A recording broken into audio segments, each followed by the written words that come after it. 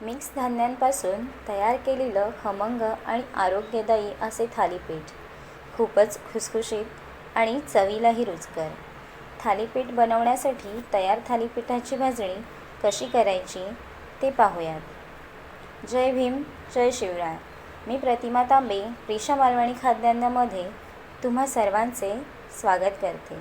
आज आपण थालीपीठाची भाजणी कशी करायची ते पाहणार आहोत। थालीपीठ प्रीमिक्स बनवण्यासाठी साहित्य: इथे मी अर्धा किलो तांदूळ घेतलेले आहेत, ज्वारी 125 ग्राम आहे, बाजरी 100 ग्राम आहे, गहू घेतलेले आहेत 50 ग्राम, हरभरा डाळ आहे 100 ग्राम, हिरवे मूग आहेत 100 ग्राम, त्यानंतर उडदाची डाळ आहे 50 ग्राम, पोहे 25 ग्राम घेतलेले आहेत, धणे 10 ग्राम आहे, जिरे 10 ग्राम आहे आणि मेथी दाणे घेतलेले आहेत 1 टेबलस्पून। हे सगळं जिन्नस मी सुती कापडाने पुसून घेतलेला आहे। तुम्ही पाहिजे तर धुवून सुकवून घेऊ शकता। आता हे सगळं धान्य एक एक करून भाजून घेणार आहे। प्रथम इकडे गॅसवर कढई तापत ठेवली आहे। पहिल्यांदा तांदूळ भाजायचे आहेत। हे तांदूळ मंद आचेवरच भाजून घ्यायचे आहेत।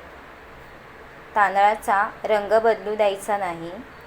तांदूळ भाजून घ्यायचे आणि ते थंड करून ठेवायचे आहे। इकडे तांदूळ सुद्धा खूप छान भाजून झालेले आहेत। आता हे मी सुती कापडावर काढून घेणार आहे थंड होण्यासाठी, जेणेकरून याला पाणी सुटणार नाही। हे सगळं धान्य भाजून झाल्यानंतर एक एक करून काढून घ्यायचं आहे। त्यानंतर कढईत ज्वारी भाजून घ्यायची आहे। ही ज्वारी सुद्धा मंद आचेवरच भाजून घ्यायची। इथे बघू शकता ज्वारी सुद्धा हलकी फुलकी भाजून झालेली आहे। आता ही सुद्धा मी तांदळावरच काढून घेणार आहे थंड होण्यासाठी। ज्वारी काढून घेते थंड होण्यासाठी।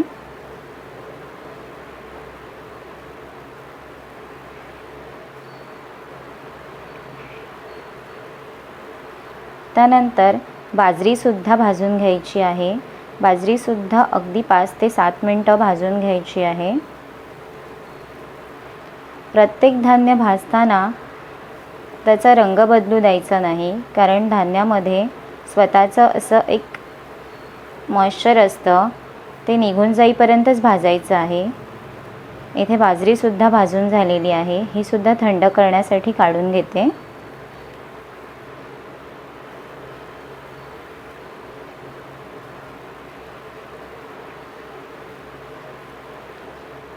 आता इकडे गहू भाजायचे आहेत।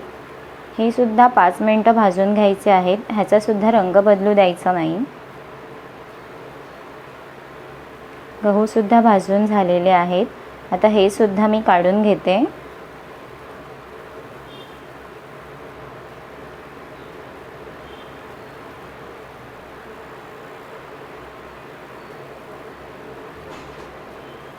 गहू काढून घेतलेले आहेत।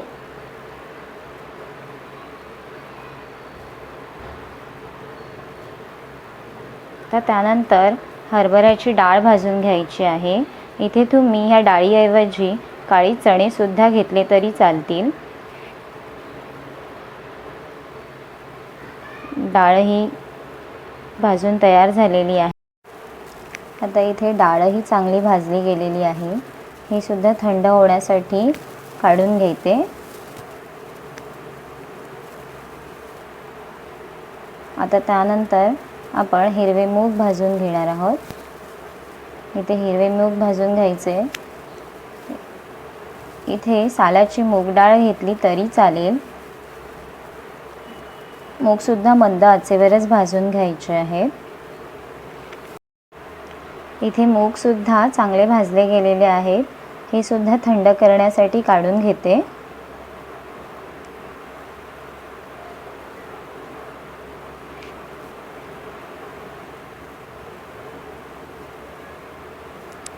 त्यानंतर उडदाची डाळ आपण मंद आचेवर भाजून घेणार आहोत.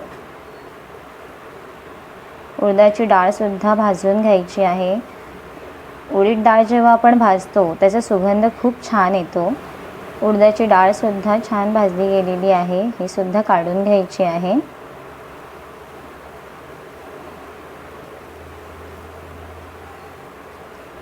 त्यानंतर पोहे भाजायचे आहेत. अगदी मिनिटभर भाजायचे आहेत. पोहे जास्त वेळ भाजून घ्यायचे नाहीत.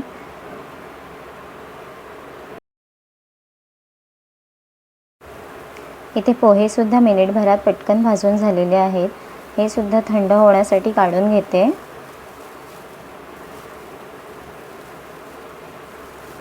त्यानंतर मंद आचेवरच धणेसुद्धा पटकन भाजून घ्यायचे आहेत. धणे जास्त वेळ भाजायची गरज नाही, नाहीतर त्याचा सुगंध निघून जातो.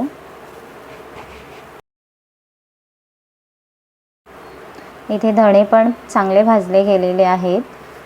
हे सुद्धा थंड होण्यासाठी काढून घेते.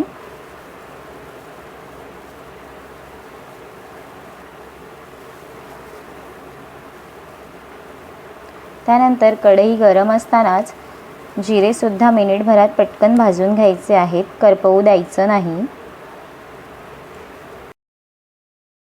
इकडे जिरेसुद्धा पटकन भाजून झालेले आहेत. हे सुद्धा थंड होण्यासाठी काढून घेते. इथे मेथी दाणे सगळं साहित्य गरम असतानाच या धान्यांमध्ये मिक्स करून घेते. मेथी दाणे वेगळे भाजायची गरज नाही. हे सगळं धान्य मिक्स करायचं आणि पूर्णपणे थंड झाल्यानंतरच घरघंटीवर किंवा गिरणीमधून दळून आणायचं आहे. मिक्स धान्यांपासून खमंग असे थालीपीठाची भाजणी तयार झाली आहे. आता त्याचे थालीपीठ तयार कसे करायचे ते पाहूया. इथे मी 2 वाट्या तयार थालीपीठ भाजणी घेतलेला आहे. त्यामध्ये बारीक चिरलेला कांदा घालते. त्यानंतर थोडीशी कोथिंबीर घालते. तुम्हाला पाहिजे तर कोथिंबीर भरपूर घालू शकता. त्यानंतर 1 चमचाभर पांढरे तीळ घातले.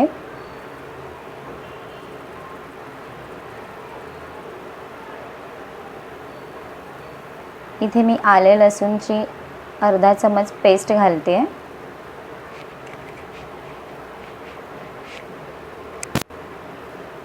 त्यानंतर चिमूटभर हळद आणि 1 चमचा लाल तिखट आणि चवीपुरतं मीठ घालायचं आहे.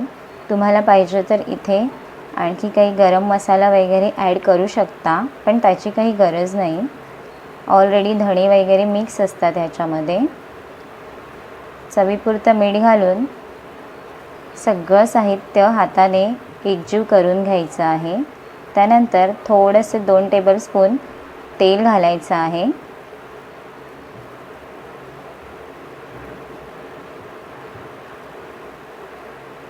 इथे मी तेल घालून घेते.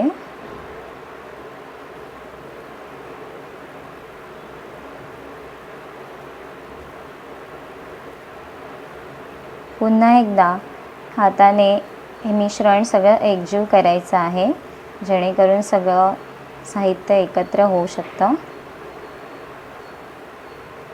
आणि त्यानंतर थोडं थोडं पाणी घालून पीठ मळून घ्यायचं आहे. अगदीच पातळ मळायचं नाही आहे आणि अगदी घट्ट पण मळायचं नाही.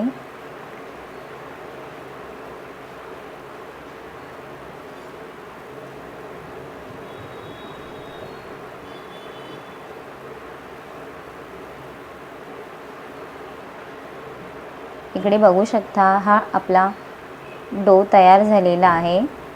पीठ तयार आहे थालीपीठ बनवण्यासाठी. मी इथे सुती कापड घेतलेला आहे, ओला करून घ्यायचा. त्याच्यावर थोडंसं पाणी शिंपडायचं आणि थालीपीठाचा गोळा घेऊन पाण्याच्या सहाय्याने थालीपीठ थापायचं आहे.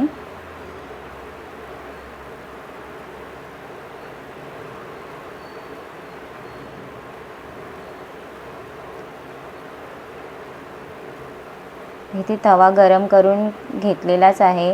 त्यावर आता हे थालीपीठ घालून घ्यायचं. त्यावर थोडंसं तेल घालायचं आहे आणि अलगदरित्या थालीपीठ घालून घ्यायचं आहे.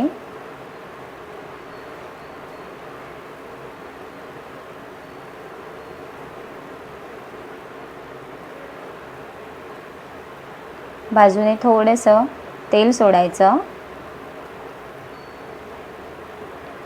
आणि मंद आचेवरच छान असं खरपूस थालीपीठ भाजून घ्यायचं आहे.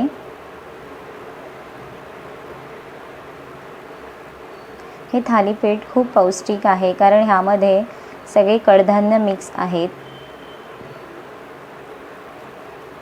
तुम्ही हे थालीपीठ मुलांना डब्यामध्ये पण देऊ शकता. बाहेर खूप जोरदार पाऊस पडत आहे आणि गरम गरम थालीपीठसुद्धा तयार आहे. मिक्स धान्यांपासून बनवलेलं आणि भरपूर पोषक तत्त्व असलेलं हे थालीपीठ तुम्हीसुद्धा नक्की बनवून पहा आणि त्याचा आस्वाद घ्या. तुमचे थालीपीठ कसे झाले हे आम्हाला नक्की सांगा. आम्ही तुमच्या प्रतिसादाची आतुरतेने वाट पाहू. आजची ही पाककृती आवर्जून पाहिल्याबद्दल मी तुमची खूप खूप आभारी आहे. रोज रोज हेल्दी खा आणि हेल्दी जीवन जगा. धन्यवाद.